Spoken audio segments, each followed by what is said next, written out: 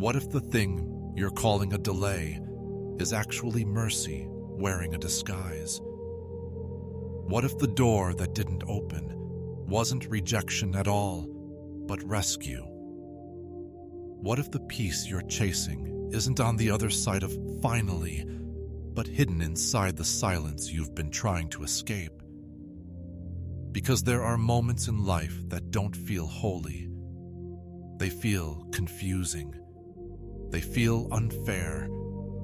They feel like you're doing everything right and still walking through fog. And maybe you've been trying to interpret it like a puzzle, checking signs, reading circumstances, replaying conversations, hoping something will click.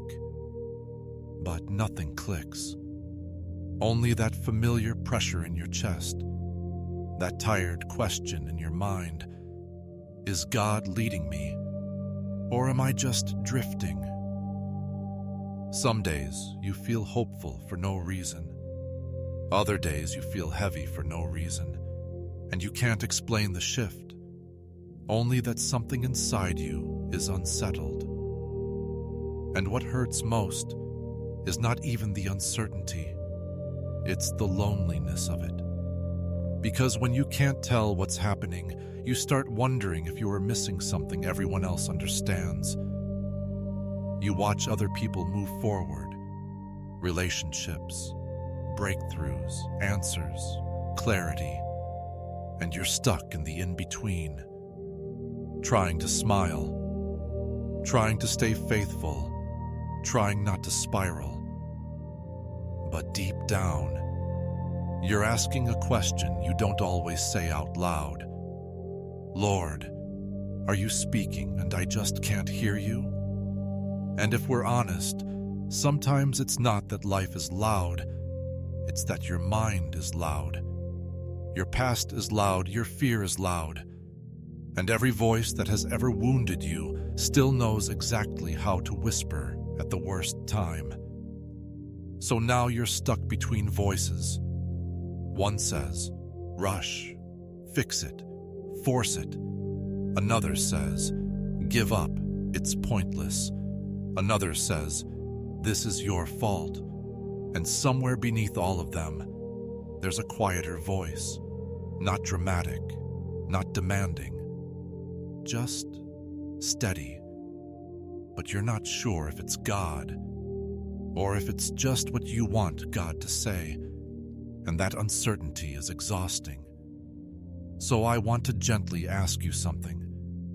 What if the confusion isn't proof that God has left, but proof that you're standing at the edge of something sacred?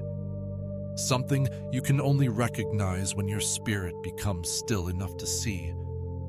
If you've been feeling that, if you've been tired of second-guessing every step, if you've been craving clarity without needing to control everything, then stay with me, not because I have quick answers, but because there is something your soul has been trying to learn, and it might be the very thing that finally quiets the noise. Maybe what's been wearing you down isn't one big tragedy.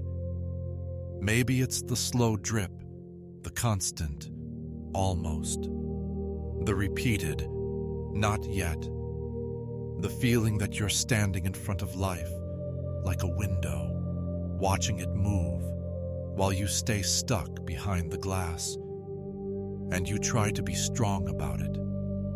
You tell yourself, God's timing is perfect. You whisper, I'm grateful. You remind your own heart, things could be worse. But then night comes, and the strength you borrowed for the day runs out. And in the quiet, when no one is watching, you feel it again. That ache you can't explain. That tension behind your ribs. That sense that something is off, but you don't know what. It's like walking through your own life with blurred vision. You can still move. You can still function. But you don't feel sure. You don't feel anchored. and the uncertainty turns everything into a question. Was that opportunity from God or a distraction? Was that closed door protection or punishment? Was that relationship delay wisdom or fear? Is this silence an invitation or abandonment? And here's the cruel part. The more you don't know, the more you start reaching. You reach for anything that feels like control. You overthink. You replay. You analyze tone, timing, signs, patterns, as if clarity could be forced out of life by sheer effort. And when that doesn't work, you reach again. You reach for noise, a video, a voice, a scroll, a distraction, just to avoid sitting with the one question you're afraid to ask: what if I'm hearing wrong? Because that question doesn't just challenge your decisions, it challenges your identity. It makes you wonder if you're spiritually behind, if you're missing something you should know by now, if you're too broken, too distracted, too weak to recognize God when He's near. And that thought can quietly become shame. Not the loud kind, the quiet kind, the kind that makes you smile in public and feel hollow when you're alone, the kind that makes you think you must be found because you're still standing, even though inside you're exhausted from carrying uncertainty. And maybe you've even experienced moments that felt like promises, a stirring in prayer, a sudden hope, a deep sense that something was coming. But then, nothing happened. And now you don't just feel delayed, you feel confused. Because waiting is one thing, but waiting without understanding can feel like being lost. It can make you start questioning everything, even the moments that once felt sacred. And if that's where you are, if you've been trying to stay faithful while your mind is tired and your heart is bruised, I need you to hear this gently. You're not crazy for feeling torn. You're not weak for feeling uncertain. You're not failing because you're asking questions. Sometimes confusion is what happens when your soul is trying to adjust, when old patterns are breaking, and a new way of seeing hasn't fully formed yet. And I know that doesn't remove the ache, but it does name it. Because the hardest part of this season might be that you can't tell the difference between a test and a trap, a blessing and a distraction, a no and a not yet. And when you can't tell the difference, you don't just feel stuck. You feel unsafe inside your own decisions, like one wrong step could cost you everything. So you hesitate. You pause. You hold your breath, waiting for certainty that never comes. And that's where we are now. Not at the answer yet, but at the honest place. The place where your soul says, Lord, I don't want to keep guessing. What if the struggle you're in right now isn't because you're doing something wrong, but because you're being invited to see differently? Not faster, not louder, not harder, deeper. Because there is a difference between movement and direction. You can be busy, making decisions, opening doors, closing chapters, and still feel like you're wandering. And maybe the ache you've been carrying isn't a sign that God has gone quiet, but that He's inviting you to listen in a new way. A way that doesn't rely only on emotions. A way that isn't ruled by urgency or fear. A way that doesn't panic in silence. There is a quiet strength, a sacred awareness that lives beneath the noise. A kind of inner knowing that doesn't shout, but steadies. And most people never learn to recognize it. They mistake intensity for truth. They mistake opportunity for calling. They mistake relief for peace. And slowly, without realizing it, they begin chasing things God never sent. Not because they don't love Him, not because they aren't sincere, but because they were never taught how to discern, how to notice the subtle difference between what looks good and what is God, how to recognize when a closed door is mercy, when a delay is alignment, when a disruption is actually guidance. And maybe that's why this moment matters, because something in you already knows. You don't just want answers. You want clarity. Not clarity that comes from control, but clarity that comes from trust. Not a voice that rushes you forward, but one that anchors you when everything else is shifting. And here's the gentle truth. God's guidance is not hidden from you, but it is often misunderstood. It doesn't always arrive with signs in the sky.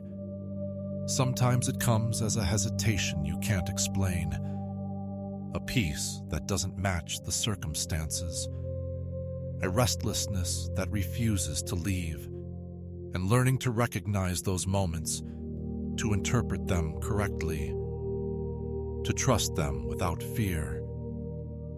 That is a journey, one that doesn't begin with doing more, but with seeing more clearly. So as we move forward, we're not chasing formulas. We're not looking for shortcuts. We're not trying to force certainty. We're learning how to recognize the fingerprints of God in ordinary moments, in interruptions, in silence, in choices that matter more than they appear. And as we step into this next part, we're going to gently uncover what's really been causing the confusion, not on the surface, but at the root. Because once you understand that, you stop wandering, and you begin walking with clarity. On the surface, it feels like the problem is uncertainty. Too many choices, too many voices, too many paths that all look almost right. But that's not the real issue. The real struggle isn't that you don't care. It's that you care deeply. You want to honor God. You want to choose wisely. You don't want to waste time, love, energy, or obedience. And that desire, pure as it is, can quietly turn into pressure. Pressure to get it right. Pressure to not miss God. Pressure to prove that your faith is mature enough to hear Him clearly. So you begin leaning on the things that feel safer. Logic, timing, advice, patterns, what worked before, what makes sense to others.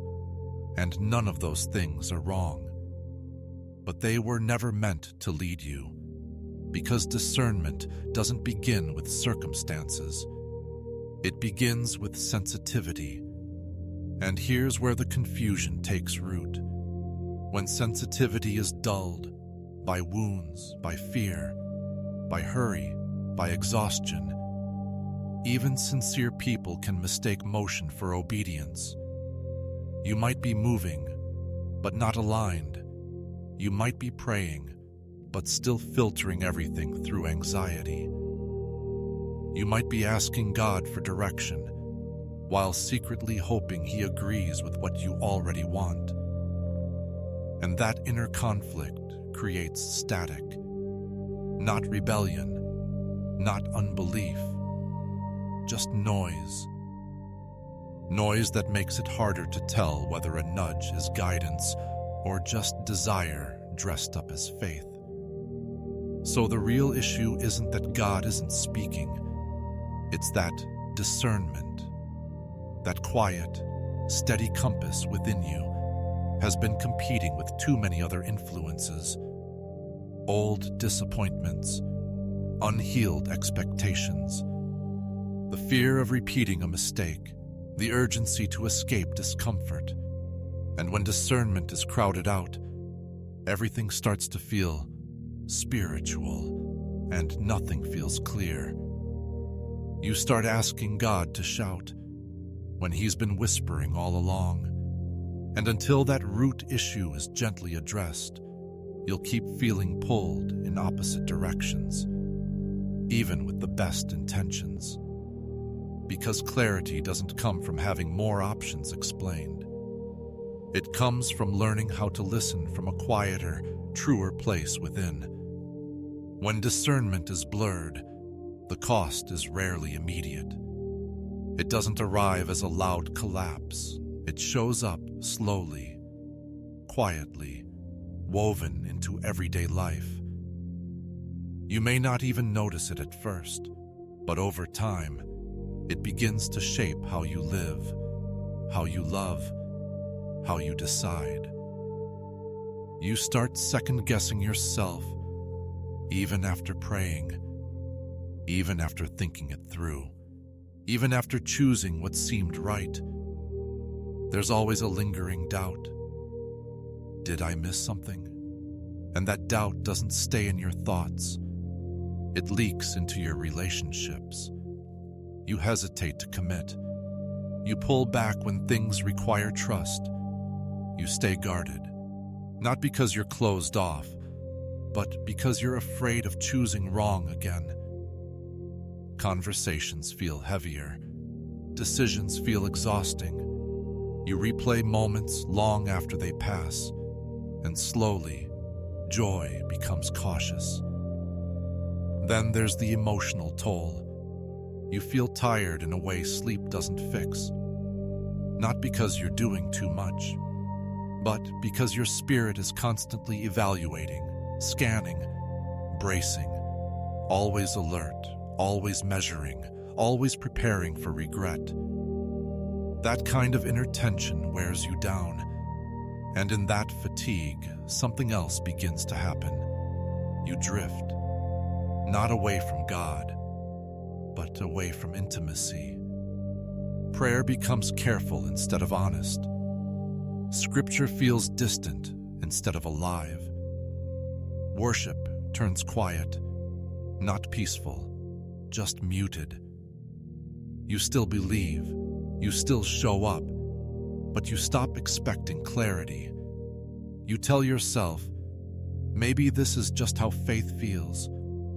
And perhaps the most painful consequence of all, you begin to disconnect from your own inner voice. The one God designed to be sensitive, the one meant to recognize peace, restraint, warning, release. Instead of trusting it, you override it. You move because you're tired of waiting. You stay because you're afraid of moving. You settle because uncertainty feels worse than compromise. And none of this happens because you're careless. It happens because discernment, when neglected or misunderstood, leaves you vulnerable to confusion that feels normal. Until one day you wake up and realize you're living a life that looks faithful on the outside, but feels disconnected on the inside. And that's when the deeper question begins to surface. Not what should I do next, but why am I so afraid of choosing wrong? Beneath all the questions, beneath the hesitation, beneath the constant need for reassurance, there is a quieter fear most people never name. It's not the fear of failure. It's the fear of mishearing God. The fear that you might step forward in faith, only to realize later that it wasn't faith at all, just impulse, emotion, or desire. The fear that you'll invest your heart, your time, your obedience, and discover you were following the wrong voice. And that fear is powerful. Because once it takes root, it doesn't stop you from sinning. It stops you from moving. It makes you cautious when God is calling you to trust. It makes you analytical when God is inviting you to rest. It makes you delay, not because you're waiting on God, but because you're afraid of being wrong about Him. And so you protect yourself. You wait for certainty that leaves no room for faith. You want guarantees. You want clarity that feels undeniable. But God rarely leads that way, because discernment was never meant to remove trust. It was meant to deepen relationship. And here's the truth most people don't realize. The enemy doesn't always need to push you into rebellion. Sometimes he just needs to keep you frozen, stuck between options, afraid of committing, unable to tell the difference between caution and avoidance. So he whispers thoughts that sound responsible. Be careful. Don't rush. Wait until you're sure. But underneath those words is a deeper message. Don't trust your ability to hear God. And once you believe that, you stop walking. You start wandering in circles, praying but not moving, listening but not responding. And that's why discernment matters so deeply. Not just to protect you from deception, but to free you from fear. Because the goal isn't to never make a wrong step. The goal is to walk so closely with God that even when you stumble, you recognize His hand guiding you back. And this is where understanding truly begins. Not with rules, not with sins, but with a story.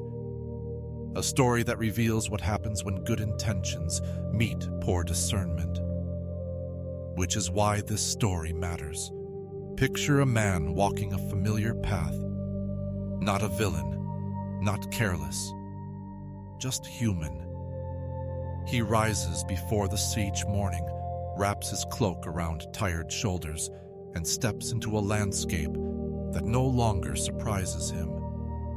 The road is dry, the sky wide and indifferent. The rhythm of his day is predictable enough to feel safe. He once dreamed of more, once believed God would move quickly, decisively, unmistakably, but time passed, and life didn't fall apart. It simply settled. So he learned to live inside routine, to do what was expected, to choose what made sense, to avoid risks disguised as faith. He still prayed, still believed, still wanted to please God. But somewhere along the way, his listening changed. He began trusting what was familiar more than what was quiet. Then one ordinary day, something interrupted his path. Nothing dramatic, just a moment that didn't fit. A pause, a stirring, a detail that felt out of place. Most people would have ignored it, kept walking, stayed focused, dismissed it as coincidence. And part of him wanted to do exactly that, because paying attention meant slowing down, and slowing down meant uncertainty, and uncertainty had disappointed him before. Yet something inside him hesitated.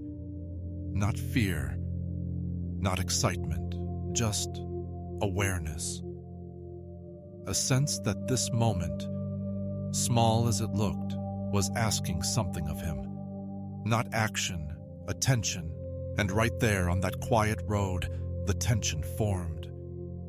Between what was comfortable and what was calling, between habit and discernment. He ignored it at first, took 2 more steps, then 3. Told himself, if this were really God, it would be clearer. But the feeling didn't leave. It followed him. Not like a voice, more like a weight, a quiet insistence that pressed against his chest. So he stopped, just for a moment, long enough to look back at what he almost dismissed. And that's when the conflict deepened. Because paying attention didn't bring instant clarity, it brought discomfort. Questions surfaced. Why now? Why here? Why would God interrupt something so ordinary? Everything in him wanted to explain it away. He thought about the responsibilities waiting for him, the expectations he had already committed to, the risk of misinterpreting something insignificant as divine. He had done that before, followed a feeling, moved too quickly, called it faith, only to clean up the consequences later. So this time, he hesitated. And in that hesitation, he chose the safer path. He turned away, not dramatically, not defiantly, just enough to keep control. Days passed, but the interruption didn't fade. Instead, the cost of ignoring it began to surface. Restlessness crept into his prayers.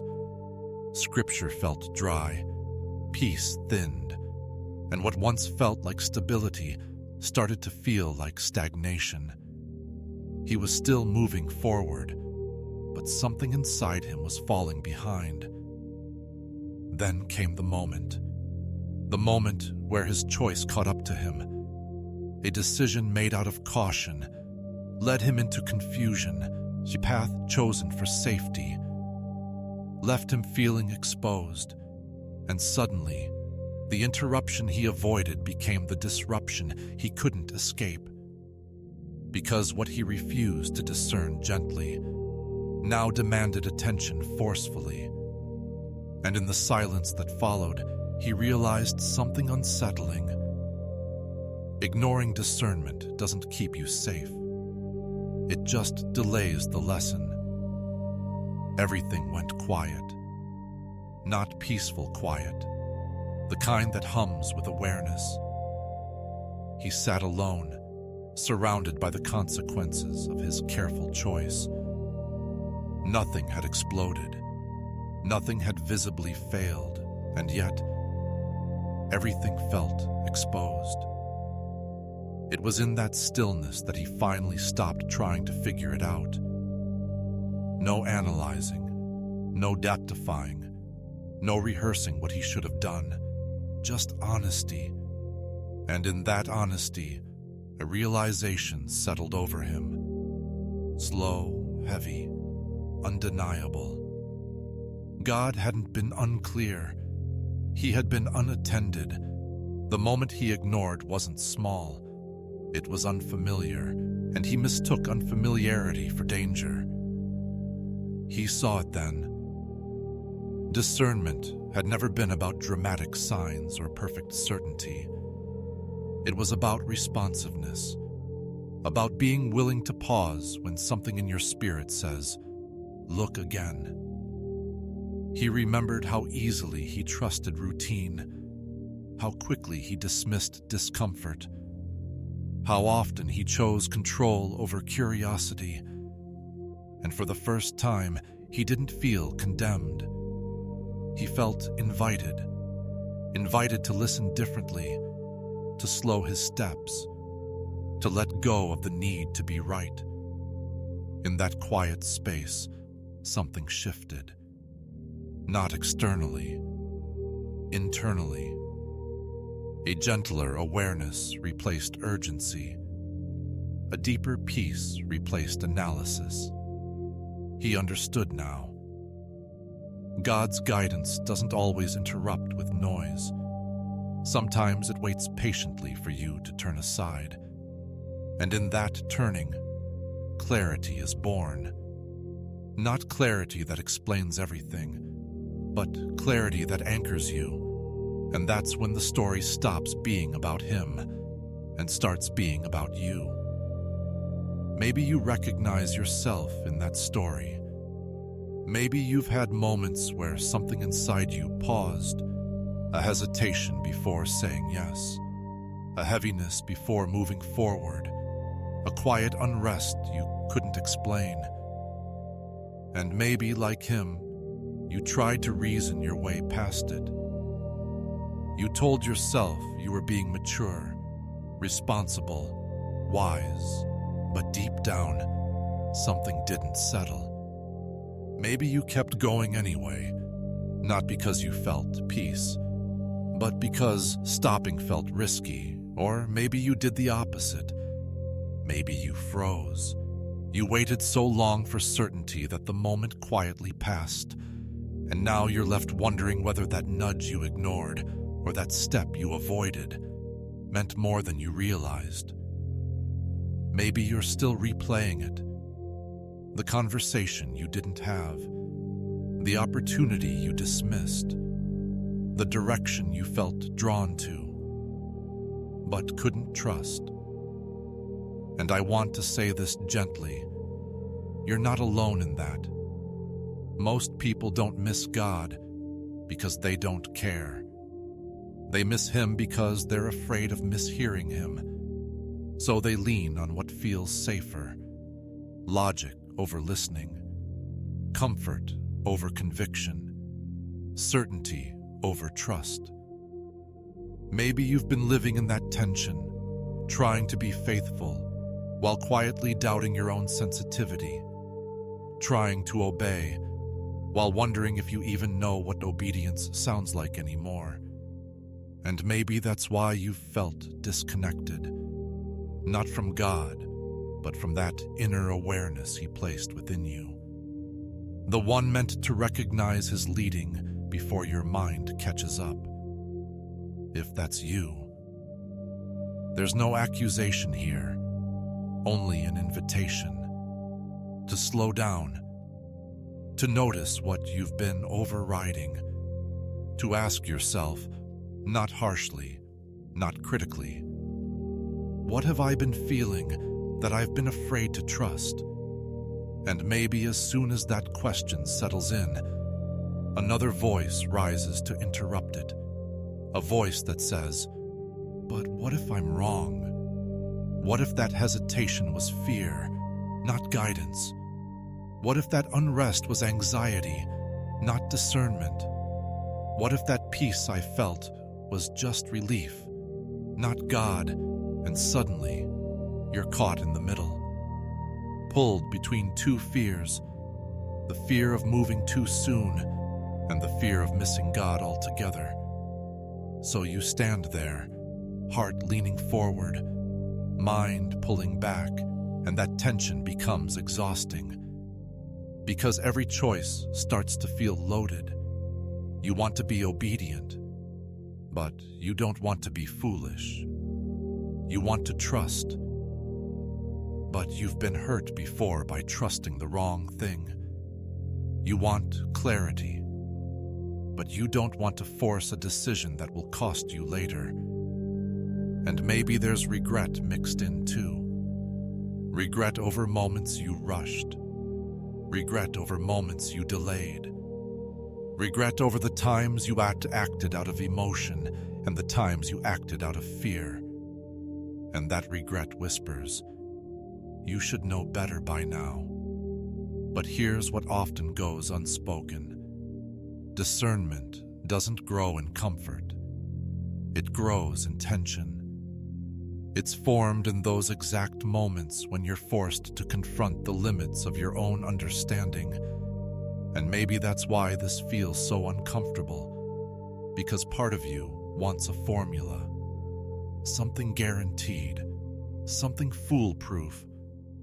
But the deeper part of you knows that God isn't training you to be perfect. He's training you to be attentive, and that requires vulnerability. It requires admitting, I don't always know the difference, but I want to learn. And that desire, that honest willingness, is where discernment begins to sharpen. Not when the conflict disappears, but when you stop running from it.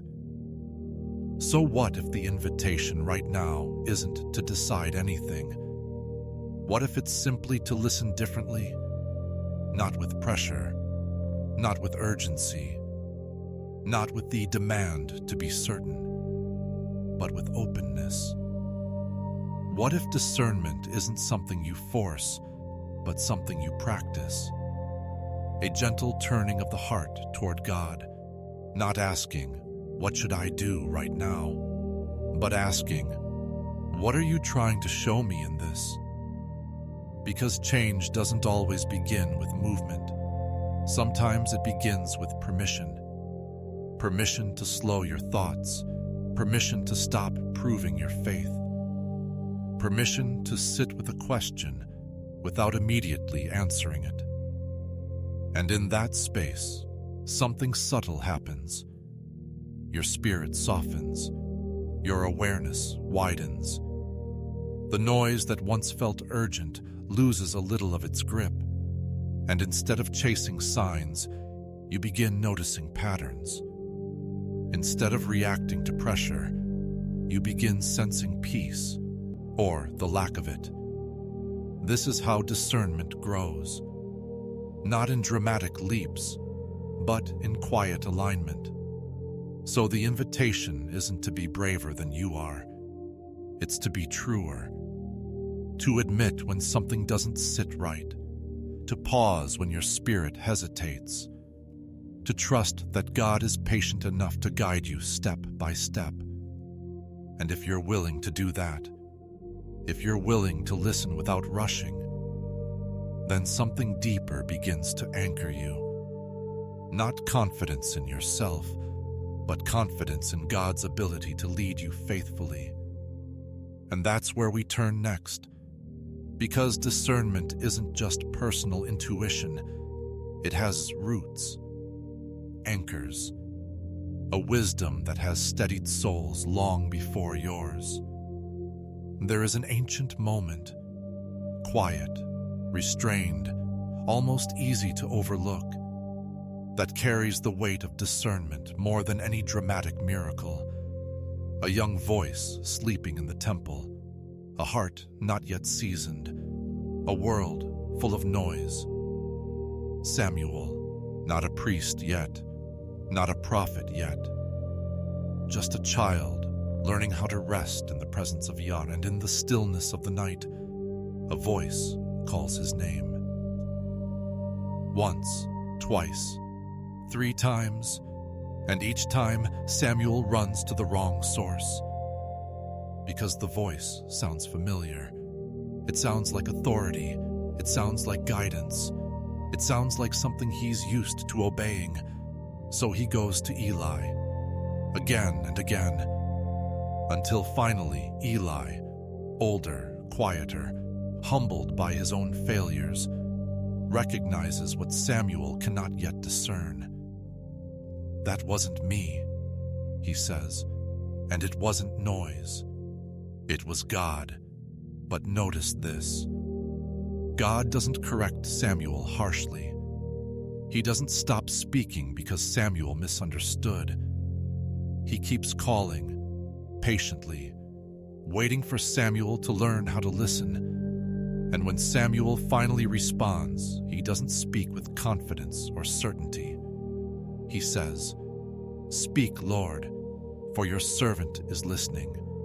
Not leading, not assuming, listening. That posture, that humility, is the birthbloom of discernment. Not spiritual expertise, not emotional intensity, but a heart willing to say, "I'm here. Teach me how to hear." This is the anchor. Discernment is not about instantly knowing God's voice. It's about learning it over time, through relationship. And God is not impatient with your learning curve. He is faithful to keep calling until your spirit recognizes him. What makes that moment with Samuel so powerful is not the voice. It's the restraint. God could have spoken louder, clearer, with thunder or command, But he didn't. He waited. He allowed Samuel to misunderstand. He allowed confusion to linger. He allowed silence to stretch the moment, not as punishment, but as training. Because discernment isn't learned in volume, it's learned in stillness. In the pause between one assumption and the next. In the space where you resist the urge to rush for interpretation. Samuel wasn't corrected by force. He was guided by patience. And when he finally learned how to respond, God entrusted him with weightier words. This is the pattern. God does not reveal everything at once to hearts that haven't learned restraint. Not because he withholds, but because he protects. There is strength in not reacting, wisdom in waiting, power in silence that listens. And maybe this speaks directly to you.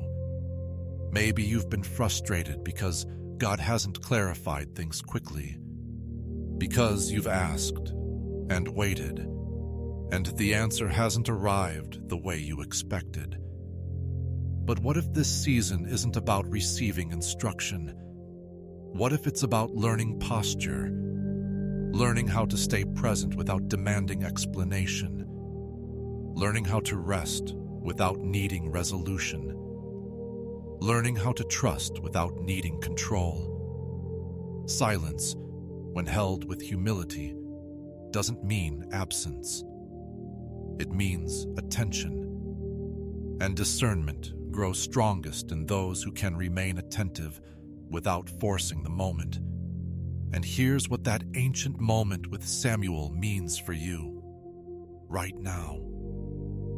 If you've been feeling unsure, if you've been second-guessing every nudge, if you've been afraid that misunderstanding God once means you can't be trusted again, that's not how God sees you. He doesn't withdraw because you misheard. He teaches you how to hear. And the way he teaches is not through pressure, but through presence. Discernment matures when you stop asking God to speak differently, and instead, ask him to shape how you listen.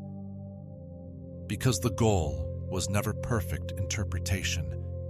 It was relationship. God is not testing you to see if you'll get everything right. He's walking with you so you'll learn to recognize him more clearly over time. And just like Samuel, your early misunderstandings don't disqualify you from future clarity. They prepare you for it. So if you're in a season where your God feels quiet, don't assume he's distant. He may be inviting you into a deeper attentiveness, one that doesn't rely on familiarity, but on surrender. And as that posture settles in you, something begins to shift. Discernment stops feeling like a burden and starts becoming a companion. One that walks with you, not just in decisions, but in every moment you choose to listen. And that leads us forward. Because discernment isn't only spiritual awareness, it's also practical. It changes how you live. So now, we reframe. Not your faith, not your desire to follow God, but the way you've been interpreting your moments. Because discernment changes everything when you stop seeing life as something to react to and begin seeing it as something to listen through. Reaction says, I need to fix this now. Discernment asks, what is this revealing? Reaction is driven by urgency. Discernment is rooted in wisdom. Reaction tightens your chest. Discernment steadies your breath. You see, control feels productive, but trust is transformative. And most of the inner exhaustion you've been carrying has come from trying to control outcomes instead of discerning direction. Reframing means this. When something disrupts your plan, You no longer ask, "Why is this happening to me?"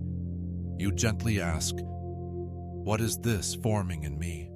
When a door closes, you stop calling it failure. You begin asking, "Is this protection or preparation?" When you feel unrest, you don't rush to silence it. You pause long enough to discern whether it's fear asking for escape or wisdom asking for restraint. This shift doesn't make life easier. It makes it clearer. Because wisdom isn't about always moving forward. Sometimes it's about standing still long enough for God's rhythm to replace your urgency. And once that rhythm begins to settle, discernment moves from concept to practice. Not abstract, not mystical, but lived. Which is why we now step into something grounded. 5 simple, steady practices that train your spirit to recognize God's leading without pressure or fear. These are not rules. They are practices. Ways of tuning your spirit so discernment becomes natural, not forced. 1. Create space before you choose. Before responding, before committing, before explaining. Pause, not to overthink, but to notice. Ask yourself, what do I feel beneath the urgency? Not the loud emotion, the quieter one. Is there peace that remains when the excitement fades? Or is there pressure pushing you to move quickly? Discernment often speaks after the initial rush passes. 2. Notice what repeats, not what flashes. God rarely shouts once and disappears. He nudges, confirms, echoes. Pay attention to patterns. A thought that returns gently. A scripture that surfaces more than once. A sense that keeps resurfacing even when you try to ignore it. Ask, what keeps coming back to me without force? Repetition without anxiety is often guidance. 3. Watch what your peace does over time. Not the peace you feel in relief, but the peace that remains when the cost becomes clear. Some choices feel peaceful until you count the consequences. Others feel heavy at first, but settle as your spirit aligns. Ask yourself, does this draw me closer to God, or just make things easier? True peace deepens, not disappears, over time. 4. Filter everything through truth, not feeling. Feelings are real, but they are not reliable guides on their own. When something feels right, ask, does this align with God's character? Does it cultivate humility or ego? Patience or impulse? Love or self-protection? Discernment checks emotion against truth, not to suppress your heart, but to anchor it. 5. Ask God better questions. Instead of, is this from you? Try asking, what are you forming in me through this? Instead of, what should I do next? Ask, how can I stay close to you here? Discernment grows when your questions move from outcomes to relationship. None of these steps rush you. None of them demand perfection. They simply train you to walk slower, listen deeper, and trust that God is faithful enough to guide you gently. And before we move on, there's something important that must be said clearly. Because discernment is not passivity, this must be said clearly. Discernment does not mean enduring harm. It does not mean staying silent in the face of abuse. It does not mean remaining in unsafe relationships. It does not mean spiritualizing suffering that God never asked you to carry. Silence can be wise, but wisdom always includes protection. Jesus withdrew from crowds. Paul escaped persecution. David fled from Saul. None of them called danger faith. They called it what it was and acted accordingly. So if something in your life is violating your dignity, eroding your sense of self, or repeatedly breaking your spirit, that is not a test of patience. That is a signal for boundaries. Discernment helps you recognize the difference between surrender and self-abandonment, between waiting and tolerating harm, between trusting God and enabling destruction. You are allowed to say no. You are allowed to step back. You are allowed to protect what God has entrusted to you: your body, your mind, your spirit. Wisdom is not passive. It is alert. It is anchored. It is brave. And when discernment is healthy, it always leads you toward life. Which brings us to the final movement of this journey, a place of rest, of grounding, of release. Take a moment now, not to think, not to decide, not to fix anything, just to breathe. Let your shoulders drop. Let your jaw soften. Let the part of you that's been bracing rest. Because after all the questions, after all the listening, after all the inner work, this is where discernment gently brings you. Not into urgency, not into fear, but into stillness. You don't have to resolve your whole future tonight. You don't have to understand every delay. You don't have to replay every decision you've ever made. Right now, it is enough to be here, held, seen, not rushed. There is a calm that comes when you stop fighting for clarity and start trusting presence. A calm that reminds you that God is not standing across from you, waiting for perfection. He is walking beside you, patiently shaping your awareness, step by step.